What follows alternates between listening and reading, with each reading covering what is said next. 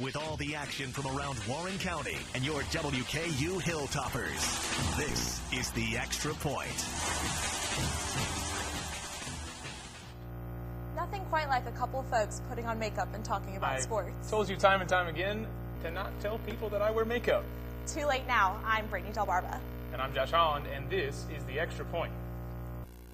Senior night takes place for Hilltopper men's basketball tonight as the team takes on Louisiana Lafayette for their final home game of the season. WKU honors 3 seniors during an on-court ceremony as soon as we get off the airwaves. Tip-off is set for 7 p.m. During the last outing against the Raging Cajuns, WKU shot 50% from the floor and netted 24 of their 27 free throws. WKU holds an 11-5 conference record with Lafayette right behind them at 10-6. The outcome of the matchup determines which team takes number 2 in the SBC. Also depending on the outcome of tonight's game, Saturday's regular season finale between the Tops and Georgia State could feature the top 2 teams in the conference, with the Panthers having already locked up the number 1 spot. If WKU loses to the Raging Cajuns tonight, then the Tops are guaranteed the number 3 seed. Last time WKU and Georgia State duked it out, well, let's just say it wasn't pretty. Ryan Harrow and company handed WKU its worst loss of the season in a 77-54 decision in Diddle. The Hilltoppers begin a homestand this weekend after losing 3 of 4 on the road. In a contest originally slated for Bowling Green but moved to Nashville due to a snow-laden Nick Dennis field, the Hilltoppers fell 10-2 at Lipscomb last night. The Bison stampeded out to a 5-run second inning and tacked on 4 in the 8th. Cody Wofford and Regan Flaherty accounted for the Tops' 2 RBIs in the 3rd and 4th innings respectively. Hilltoppers host the University of Illinois for a 3-game stint this weekend. The last time the Tops and Illini matched up, WKU took the series 2-1. So let's take a step back and review the ingredients that, when mixed together just right, create the first 3 weeks of Hilltopper baseball. Start off with a heaping helping of home dominance. The Tops stand at 5-1 in Bowling Green. Add a dash of big game pitching from sophomore starting sensation Josh Bartley, and couple that with several scoops of strikeouts from junior right-handed closer Ian Tompkins. Stir it all up with the steady hand of third-year skipper Matt Myers, and you end up with a full-course meal of WKU baseball. For one of WKU baseball's 15 new roster additions, Bowling Green marks more than a pit stop. It represents a reunion with the town that raised it.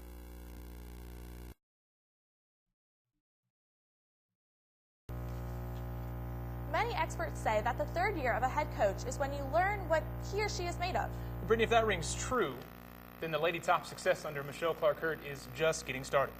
Well, all MCH has accomplished in the first 2 years at the helm is back-to-back 20-win seasons. Her resume also includes a conference winning percentage that tops 65. So, Coach Hurd, as you continue to raise our expectations of women's basketball at WKU, we would like to raise you to the top of the hill as this week's heroine. And up next, we recruited a key piece of the puzzle that is Scout.com.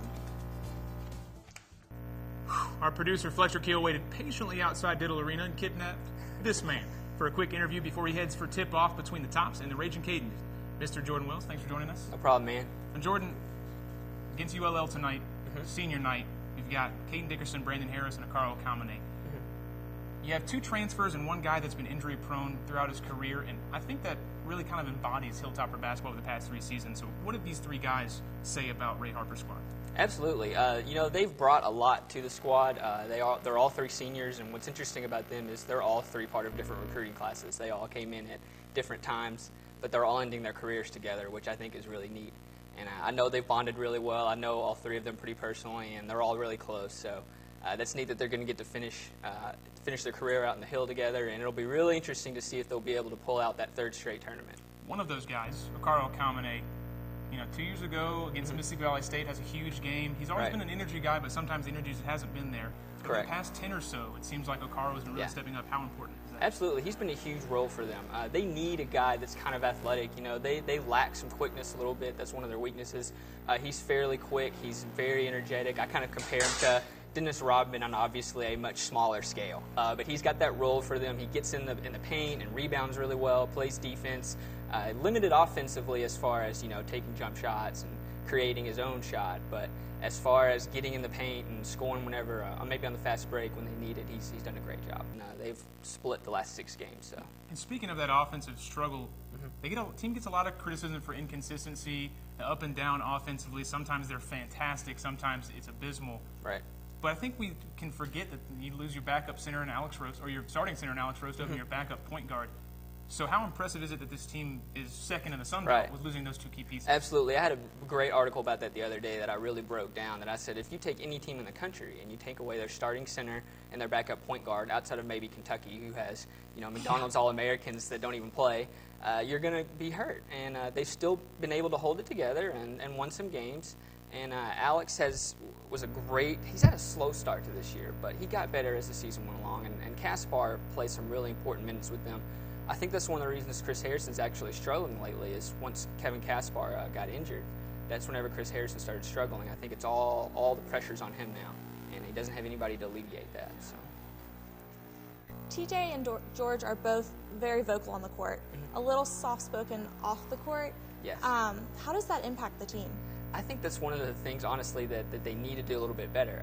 They recently had a players-only meeting, and Okaro was asked about it, and he said, well, I called it, but first I went to TJ and made sure TJ wanted to do it, because it is kind of TJ's team. He's kind of the Kobe of the team, but Kobe's obviously a very vocal guy, and TJ's not. So I think that does hurt them a little bit. They need a guy to kind of step up and be a vocal leader. In terms of recruiting, they've signed 3 guys, and they're recruiting a couple of others in the spring that I think are going to be able to come in, and a couple of them are really vocal. So. Basketball season starts in November, you blink, and it's March. I know. And so we're heading down to New Orleans, a big tournament coming up for WKU. This season, a team very similar to MTSU and Georgia State. They lead in three-point field goal percentage, scoring, all these types of categories, but a lot better free throw shooters. And so it doesn't seem like Georgia State would be the team that falls off like MTSU has. So how well will the Tops have to play in New Orleans to beat the Panthers? They're going to have to play really well to beat Georgia State. That team is so talented with Ryan Harrow, like you talked about. The center was a 3-star out of high school, and then, of course, the coach's son, R.J. Hunter, is fantastic. So they're just so talented offensively, and that's a game where if WKU matches up with them again in New Orleans, they can't go on these cold spurts that they get. There's always a 5 or 6 minute spurt where WKU can't score. Against Georgia State, with how consistent they are with scoring, that's one thing that you can't do. So it's going to be really interesting to see if they do match up.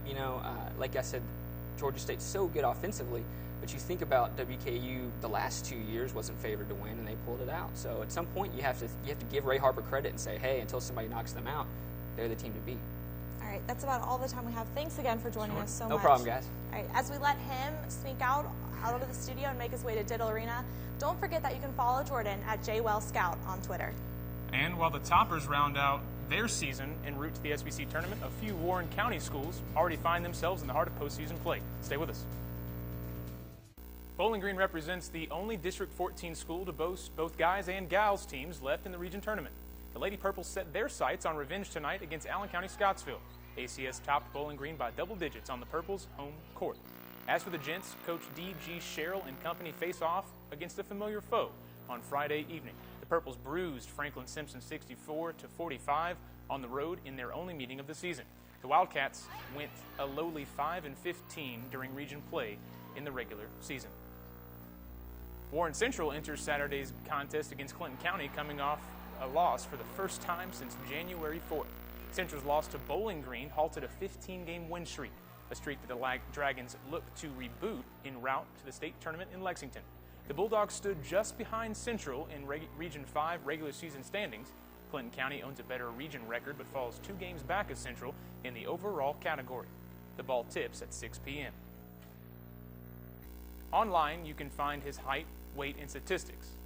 But reporter Dylan Evans takes a deeper look at how one Hopkinsville athlete is reaching out beyond the hardwood. March 16th is a day with 2 reasons for Anthony to celebrate. Hickey and the Tigers hope to hear their name called for the NCAA tournament, and Buddy turns 10 years old.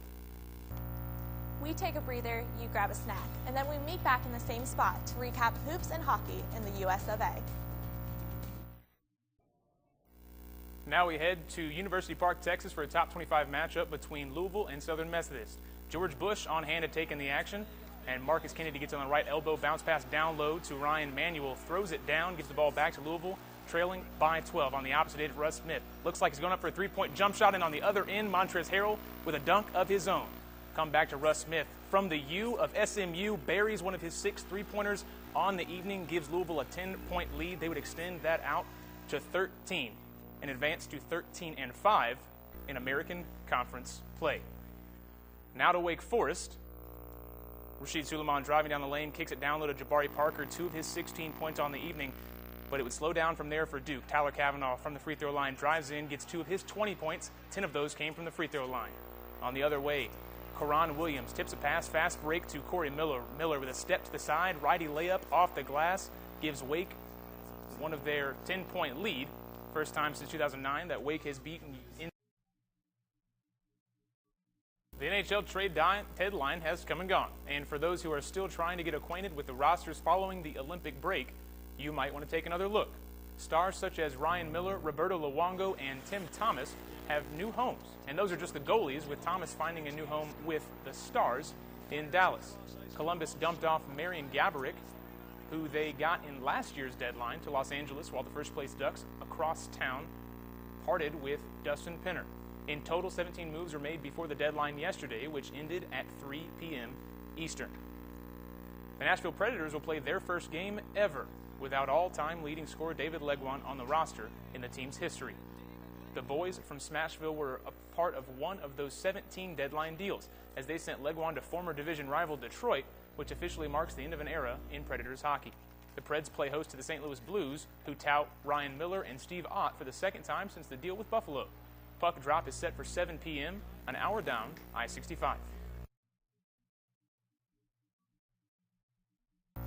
It's about time for a segment we like to call Going for Two here on the Extra Point. And one thing I have to start off with, Brittany, we talked about Fight Night earlier and talked to some guys back in the studio. It seems to be a consensus that you would win in a matchup between the two people at the table right here, and I'm just curious as to why.